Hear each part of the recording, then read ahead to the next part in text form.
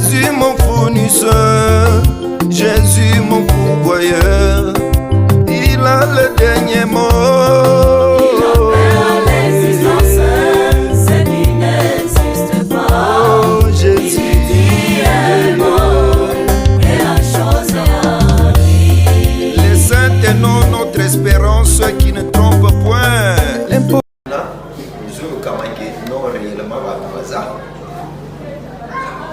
Ozoleka na kotanga ya makomi ya bule. Oza kaka na Genèse 14 à partir du verset 11. Nde bisika tozali koloba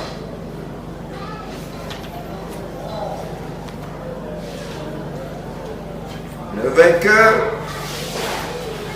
enlevèrent toutes les richesses de Sodome et Gomorrhe et toutes leurs provisions.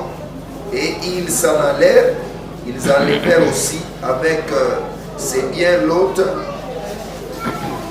fils du frère d'Abraham, qui demeurait à Sodome, et ils s'en allèrent. Un fuyard vint l'annoncer à Abraham. L'Hébreu, celui-ci, habitait parmi les chaînes de Mamré. L'Amoréen, frère d'Escol et frère d'Aner, qui avait fait alliance avec Abraham. Dès qu'Abraham eut appris que son frère avait été fait prisonnier, il arma 318 de ses plus braves serviteurs nés dans sa maison, et ils poursuivirent les rois jusqu'à Dan, et il divisa sa troupe pour les attaquer de nuit, lui et ses serviteurs. Il les battit, il les poursuivit jusqu'à Koba, qui est à la gauche de Damas. Il ramena toutes les richesses,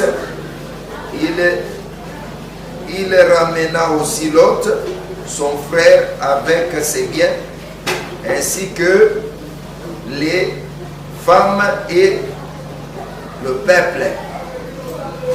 Nous allons lire Juges chapitre 3.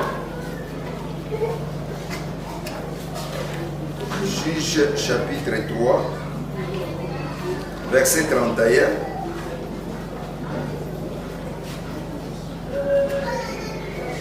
Juges chapitre 3, verset 31. Et tozali kotanga sikoyo.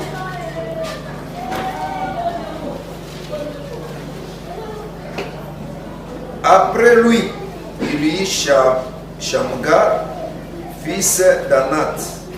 Il bâtit 600 hommes des Philistins avec un aiguillon de bœuf, et il lui fit un libérateur, et lui aussi fit un libérateur d'Israël. Vous allez kokoba makamusus tokoba kisayango. J'aimerais que totanga nanu Romains chapitre 13 verset 12. Romains chapitre 13 verset 12. Zolo bela bisonini.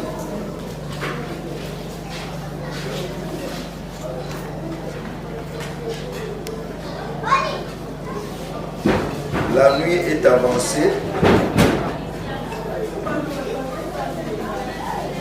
Les jours approchent. Dépouillons-nous donc des œuvres des ténèbres et revêtons-nous les armes de la justice. 2 Corinthiens chapitre 6 verset 7. Par la parole de vérité, par la puissance de Dieu, par les armes offensives et défensives de la justice, au milieu de la gloire et de l'ignominie, au milieu des mauvaises de la mauvaise et de la bonne réputation, étant regardé comme imposteur, quoique véridique. Pour finir, toujours dans Éphésiens chapitre 6,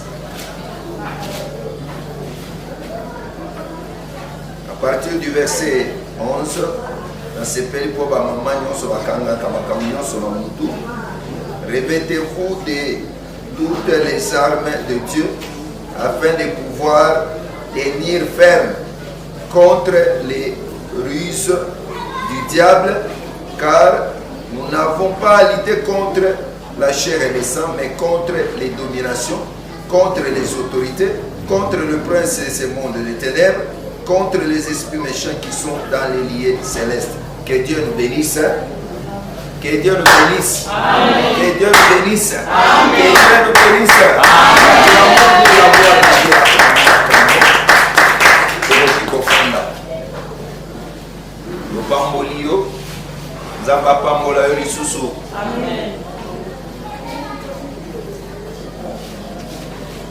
Tozo rappeler yo eloko tolobela kilo de muke, mais les loto kolobela soutemea les armes di bundelo, parce que pour conquérir tolobaki que conquête eza elonga o muto azolonga po abotola mabele, abotola mboka, abotola eloko, abotola bato, akonza bango bakoma baoya ye, ou bien eloko ekoma ya ye, mais na nzela ya les armes na bibundeli.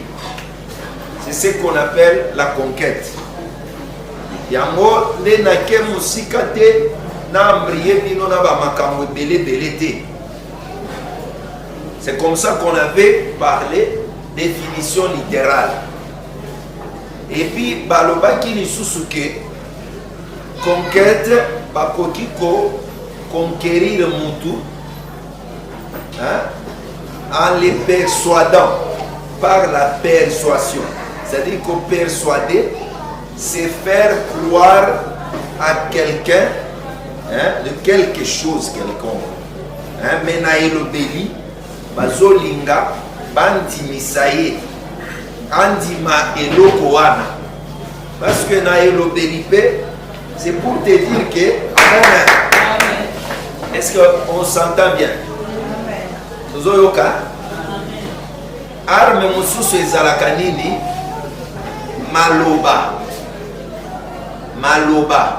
Maloba ezalaka arme humaine.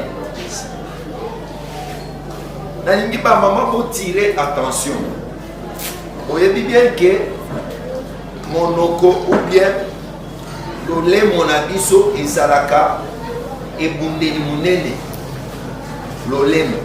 C'est pourquoi la conquête aussi, parce que la nature nous enseigne aussi. Adam Paul a dit que la nature elle-même ne vous enseigne-t-elle pas? C'est-à-dire que nature était ya kabisope. Tokoyo kanzambe à travers pe nature. Tokoyo kamakambo alola à travers makambo moki. C'est pourquoi quand Jésus parlait avec Nicodème, Nicodème a comprendre yete. Abandeni na yalobi que ceux qui moto abotani sikate a ozobokonzi ya lolate. Nicodème elekelié a comprendre mbalamoko alobi non. Ceux qui nasi na koli mokolo boye. Lolengeni na ozongera na imwa maman pour na bota masika. Ozomona ke ba tirer esprit na ye na nature. À partir ya nature balingaki bayebisa eke nature naissance mosusu ekozala o eza ya nzoto te. Nde ba prolonger discours balobi ke si quelqu'un est né d'eau et d'esprit, c'est-à-dire balongoli entier à comprendre que âge naza boye na biologie na science c'est impossible na obota mate. Yesu sikwa bandi koko benda ye na makambo molimo. Alobi ke soki moto abotami na mai pe na molimo te azwa bokonzi ya nzambe te. Sikoyo Yesu azotuna ye azoloba ke soki nakolobela yo makambo ya se ozokoka kososola yango te. Ntango nakolobela yo sikoyo makambo ya molimo eske okososola yango? C'est-à-dire que makambo ya mokili ekoki kofaire biso comprendre makambo ya lola. Que Dieu nous bénisse. C'est pourquoi ntango bapesi biso définition littérale balobi que conquête bakoki kolonga pe na nzela ya koloba kondimisa mutu kosalisa ye po alinga eloko kosalisa ye po andima eloko baganyaka. C'est pourquoi nous disons ceci: la foi vient de ce qu'on entend et ce qu'on entend vient de la parole de Christ. Kondima euta kawapi na litoi. Dieu le bénisse. Kondima ekotelaka, c'est-à-dire que litoi na biso soki toke na lolenge ya bomoto litoi na biso eza monoko. C'est-à-dire que ntango tozoyoka ntango moto ayokaka, c'est-à-dire aza na kati ya kolia, moto aza na kati ya kolia, kolia wana eza kolia biloko ya molimo ekotaka na litoi. Maintenant estoma ya moto oyo ebombaka oyo ezosala digestion ya bilei wana. C'est-à-dire que wana eza estoma oyo te ezalaka motema. C'est-à-dire que ozomona ke tozoloba makambo ya kolia me monoko ekozala oyo te, monoko ekomi litoi. Tozoloba makambo ya estoma eza lisusu oyo te ekomi motema. C'est-à-dire que à partir ya elobeli ya nature bakoki koexplike biso makambo ya molimo. C'est pourquoi kondima eutaka na koyoka ya liloba ya Kristo. C'est pourquoi mwana na nzambe aza moto oyo akoki kopesa litoi na motu nyonso te. Amen. Tango ozoyoka motu chaque fois akomesanisa litoi na yo, okomona makambo oyo ezalaki koboya litoi eyoka te, ebobandi komesana nango. Eza lokola ngai natambolaka na nzela, je gémis dans mon cœur. Ntango natalaka ndenge bato bazolala, mais nazoloba ke quand même ndenge tokola ndenge mpe na baprovince mosusu ozomona quand même elateli eza nano respectueux. Mais liboso ezalaki kosala mpasi nazokoka ata kotala te, mais miso ekomi kosabitue, mais ozotala mais motema ezoswa. Ngana kanisaki ke moto alati bilamba oyo ya kala esi ezangi enzoka te moto azokenda azopona bilamba wana eza mikuse azolala. C'est-à-dire que on commence à s'habituer soki litoi na yo chaque fois ezo s'habituer na koyoka nde bandimisaka basukisaka motema ya moto. Un enfant de Dieu aza mwasi angani ya Yesu Kristo, litoi na ye akoki kopesa ngo motu nyonso te. Parce que motei ya madaza omoni jardin d'Eden ya liboso ngana te yaka jardin d'Eden ya liboso ya mibale, mais jardin ya misato wana nde kozala véritable. Ya liboso ezana nyoka kokota na jardin wana, nyoka kokota l'arbre ya connaissance du bien et du mal ekokota ekoluka dega na mutu. Tango nyoka kotaki, il avait attaqué quoi? L'oreille. Nyoka aye atali Eva alobi ke oyo nde mundini soki nalobeli ye na litoi akopesaka litoi. Tango Eva pesi ye litoi baganye motema na ye, Eva asuluki. Un enfant de Dieu ton oreille doit être circoncise seulement pour écouter l'évangile éternel, pour écouter la parole de Christ, pour écouter la parole de la paix, pour écouter la bonne nouvelle. C'est ce que je suis en train de dire.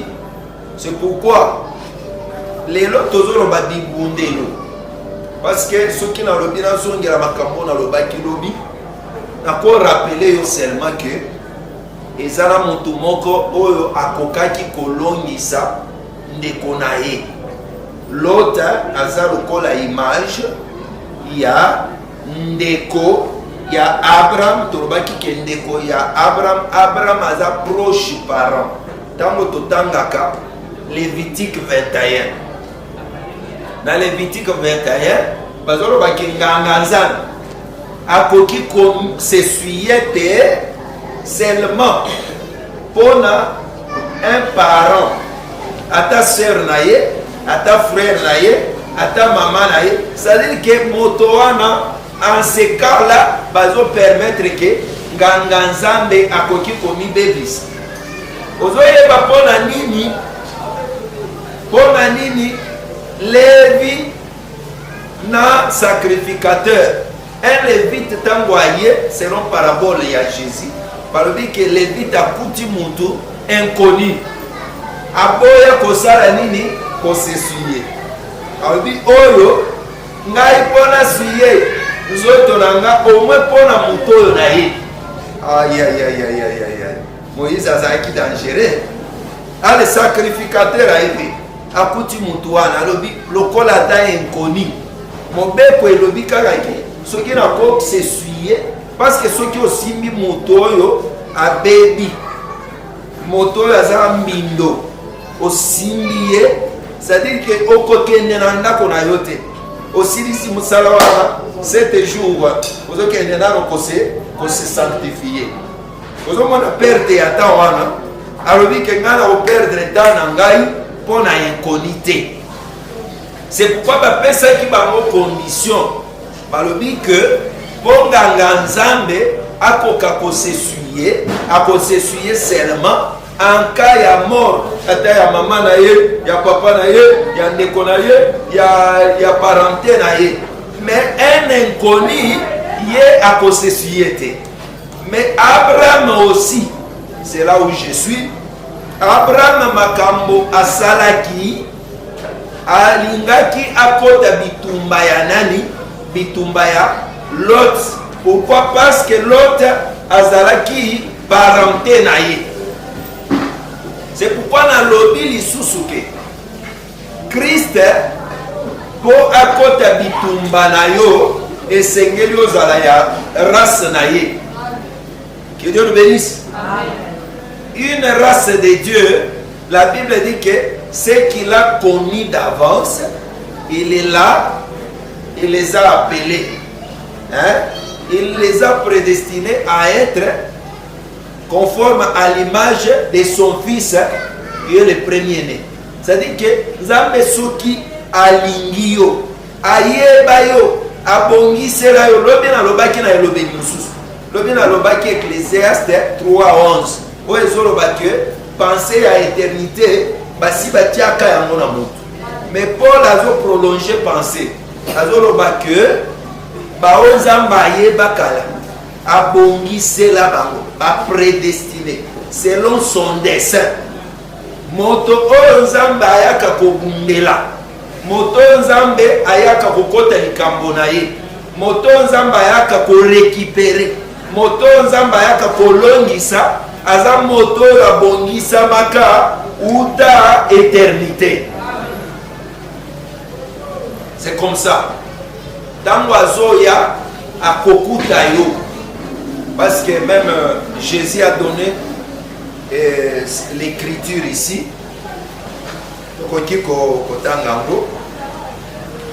Matthieu chapitre 12. Matthieu chapitre 12. Yesu azobengana milimo ya mbindo. Bazoloba que azo benganango na kombo ya Belzebul. Mais ye azo répondre azo lobake engomba nyonso ville nyonso ata ndako nyonso soki ekabwani na yango moko ekosala nini ekoumela te. C'est Matthieu 12 à partir ya verset 25. Mais ce qui m'intéresse nazo kota bunate nazo ya na verset 29. Dans verset 29, Pastor Baké, ou comment quelqu'un peut-il entrer dans la maison d'un homme fort et piller ses biens sans avoir auparavant lié cet homme fort, alors seulement il pillera sa maison. Amen. Est-ce que tu as Amen. Moto toujours supposé comprendre. Toza Abraham ndé toujours pe sa ba couleur rebelle. Parce que na lingina pe sa bino maté belé boye ko tikala bolobi apôtre alobi biloko liboso na biso toujours comprendre et le côté. Mais toujours tambola kaka na bitumba oyo Abraham ba informé ye bitumba yake ndeko na ye basali prisonnier na libota na biloko na ye nyonso. Il vient pour conquérir. Azoya pour récupérer. Ako récupérer na maboko pambate, il vient avec les 318 serviteurs le plus braves. C'est-à-dire que Abraham ce qui est bien. Abraham azalaki déjà roi. Je pense que le prophète ce qui a continué dans la chambre naïe a embrassé Ngaïpe. Abraham azalaki roi. Azalaki roi pourquoi? Parce que Abraham Tango abimi, il était béni, il était riche, il était l'ami de Dieu. Et puis azalaki na arme naye, azalaki na mabongisi naye, azalaki kobanga mutute sur la terre. Par roi mususu bazalaki, mais Abraham asala na bango face. Ce qui est bien, la royauté était en Abraham. Zamba pas mon Amen. Azalaki un roi. Abraham n'a pas sa kaye ba tribu et belé. Ozo mona tango na Genèse 20 na boy kotangi sabino ma premier belé. Na Genèse 20 tango baké ko toucher moi si na Sarah et pas Abimelech. Allez, Zambe ay koloti sa Abimelech. Aïbisi eke omoni oke kosimba mwasi ya moto wana oyebi bien que moto wana azalani aza mosakoli kende epa moto wana asala nini akosambela mpo na yo et pourtant kosambela mpo na kopurifie roi Abimelech na libota na ye eza œuvre sacerdotale. Amen. Nazo comprendre que Abraham n'était pas seulement prophète, mais Abraham était aussi sacrificateur. Abraham qui est sacrificateur, il est prophète, il doit prier, il doit bénir, il doit exhorter, il doit parler aux hommes, les édifier. Mais il doit aussi, parce qu'il y a 3 onctions qui kosala na ancienne alliance. 3 onctions ezalaki. L'onction royale, l'onction sacerdotale, l'onction prophétique.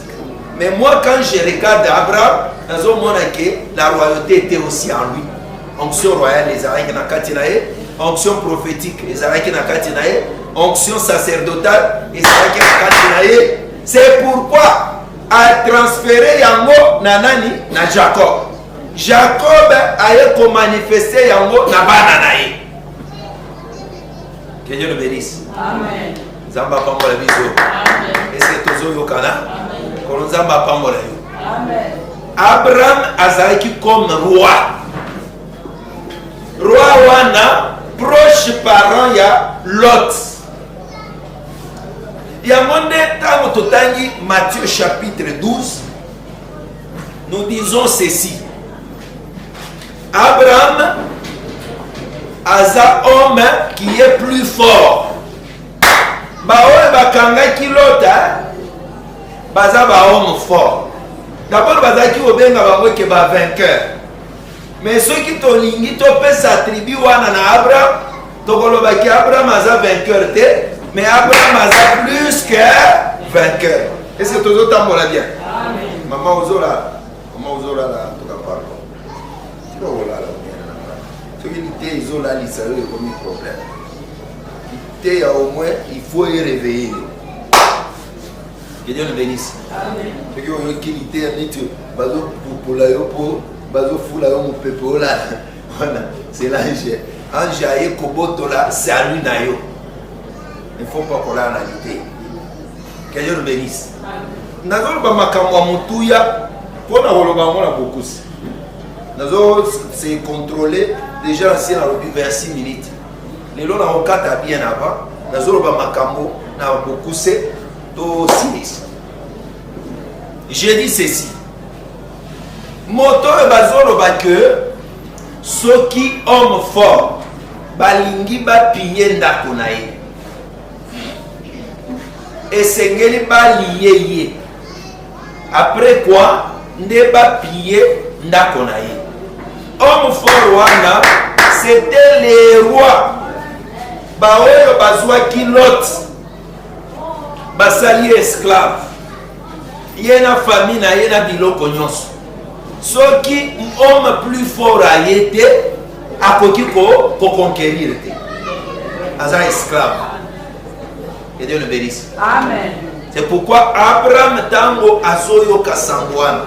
Nazo yebisa bino ke Abraham azana ba forme belé lobi na yebisa ki bino Abraham lokola nzambe, Abraham lokola mundimi ya botosi. Lelo nazo yebisa bino ke Abraham azana isusu lokola roi. Abraham azana lokola musakoli. Abraham azana lokola sacrificateur. Amen. Ce sont les caractères o ezomona na kati ya Abraham. C'est comme ça que Abraham ayoki sango que l'autre ndeko na yo. Je te dis quelque chose. Je ne sais pas si tu m'entends bien. Amen. L'homme de Dieu kotungi samateo bakomona biso na ba torche oui, il faut qu'on motive tous na groupe na biso mais réalité ya mboka na biso ezaka bongo. Bofuta mbongo akurate. Soki to limito attaquer to ko attaquer pe mboka na biso eza makambo ebele. Okomona soki ba match soki ya mini ezobeta bazo kata courant match esili nde ba penisi. C'est-à-dire que nzamba sunga mboka na biso soki nzamba tindi ke ba dirigeant o ba ebi nzambe ba fandi na mboka oyo mboko ekobonga. Que Dieu nous bénisse. Que Dieu nous bénisse. Amen. Tout le monde que Abraham wana nazo bakisela yo eloko moko. Nini etindi Abraham aya ko conquérir. Abraham aya ko délivrer l'autre. Aya ko récupérer biloko yo babotelaki na l'autre na bosui na biloko nyonso.